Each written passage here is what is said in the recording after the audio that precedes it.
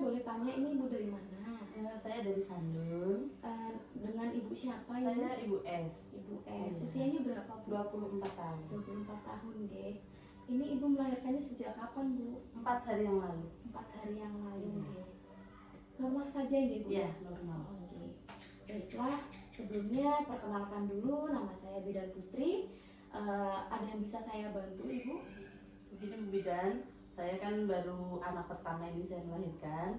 Saya mau bertanya bagaimana cara perawatan bayi sehari-hari. Baik. Sebelumnya di sini saya akan membantu ibu. Nah, sebelum prosedur kita mulai, alangkah baiknya kita mencuci tangan terlebih dahulu sebelum menyentuh dan sesudah menyentuh bayi, ya. Jadi supaya tidak tercemar dari bakteri-bakteri yang lain, ya. Nah, di sini saya akan mengajari 6 langkah cara cuci tangan yang benar, Ibu, ya. Ibu cukup memperhatikan saya langkah-langkahnya, nanti Ibu bisa praktekkan kembali di rumah, ya. Nah, yang pertama cuci tangannya seperti ini ya Bu, ya. Seperti ini punggung-punggungnya, sela-selanya, kemudian bagian sini, nggih. Lalu seperti ini Bu. Nah, sudah kan, kita ambil ke dalam luar, baru kita ambil cuci tangan, ya. Seperti itu ya Bu, ya. Ini cukup jelas ya Bu. Nah, sedikit kurangnya di sini saya akan menjelaskan beberapa tujuan pemberian ASI, ya. Jadi di sini saya akan memberikan sedikit penjelasan, mungkin sekitar kurang lebih 10-15 menit saja, ya Bu, ya. Nah, di sini saya akan menjelaskan bahwasanya makanan terbaik untuk bayi sejak lahir sampai umur 6 bulan itu adalah ASI, ya. Dimana ASI itu cara menyusui itu ya harus yang eksklusif gitu Bu, ya. Jadi hanya diberikan ASI saja tanpa tambahan makanan atau cairan yang lain atau SGL itu lebih bagus tuh ASI Bu, ya. Jadi dia kekebalan tubuhnya juga tambah bagus gitu, ya. Nah, di sini pemberian ASI itu sesuai keinginan bayi paling sedikit itu 8 kali sehari untuk pemberian ASI eksklusifnya Bu. Nah, bagaimana cara menganjurkannya Bu? Yaitu sesering mungkin untuk merangsang produksi ASI sehingga mencukupi kebutuhan bayi ibu, ya. Nah, ibu tahu kan ASI pertama kali yang kita keluarkan cairan berwarna kuning? Iya.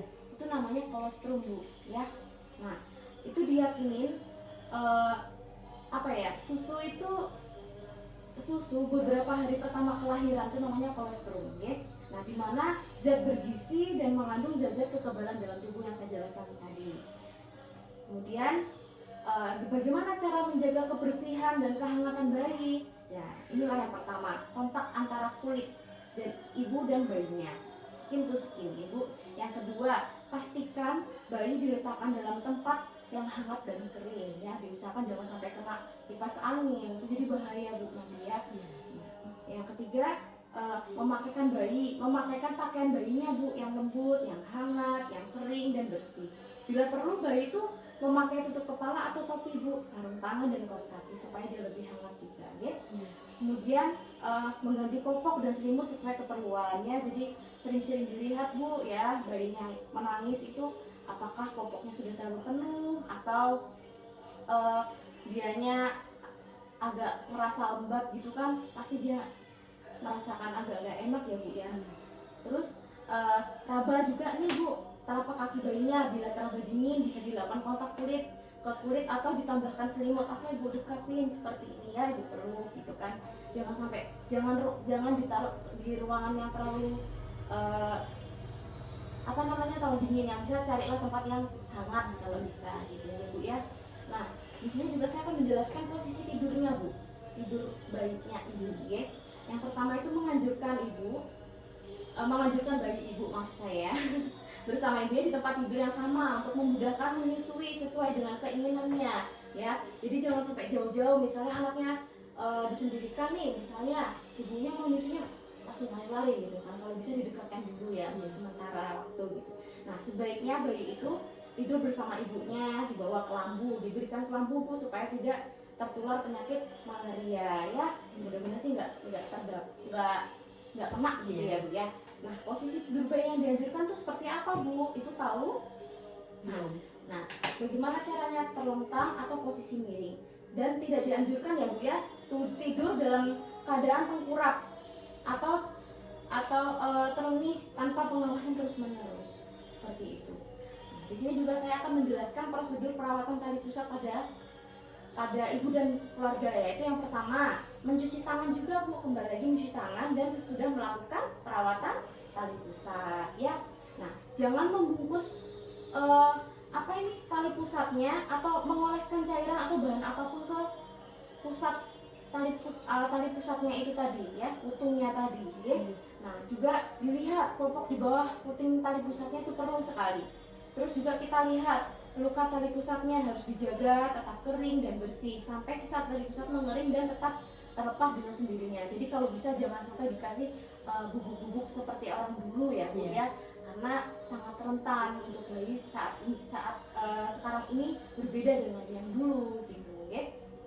Nah, misalnya putung tali pusatnya nih kotor misalnya ya kalau bisa dibersihkan dengan sangat hati-hati, misalnya dengan air hangat atau dengan sabun diolesin atau dengan minyak oil itu loh Bu, baby oil itu kan bisa kan pelan-pelan Ibu olesin ya perlahan-lahan. Juga perlu perhatikan tanda-tanda infeksinya Bu. Nah, apa aja nih Bu bidan contohnya, misalnya kemerah-merahan pada kulit sekitar tali pusatnya, tampak nanah atau berbau nih. Jika terdapat tanda infeksi, Ibu bisa bawa ke vaskes terdekat atau bisa dibawa ke puskesmas, ke praktek mandiri bidan juga boleh gitu ya.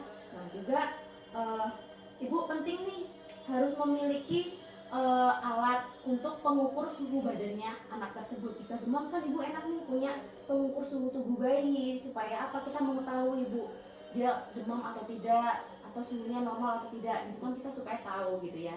Nah, di sini juga saya mau menjelaskan beberapa hal tanda bahaya yang harus diwaspadai. Yang pertama, tidak mau minum atau memuntahkan semuanya. Terus yang kedua, kejang. Yang ketiga, bergerak hanya jika dirangsang saja. Nafas cepat itu lebih dari 60 kali per menit. Nafas lambatnya kurang dari 30 menit. Tarikan dinding dada ke dalam yang kuat, terus merintih. Kemudian teraba demam itu lebih dari 38 derajat Celcius, atau teraba dingin nih kurang dari 36 derajat Celcius. Nanah yang banyak di mata. Terus tali pusatnya kemerahan, kok semakin meluas nih di dinding perutnya. Kemudian diare, kemudian tampak kuning pada telapak tangan dan kakinya.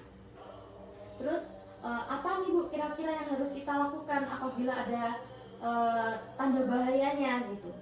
Nah, salah satunya itu bayinya dibawa ke tenaga medis gitu ya. Jadi perlu sekali tanda-tanda bahaya yang harus diwaspadai seperti itu, Ibu bisa bawa ke vaskes terdekat seperti itu ya. Jangan dibawa ke mbah dukun ya, seperti itu.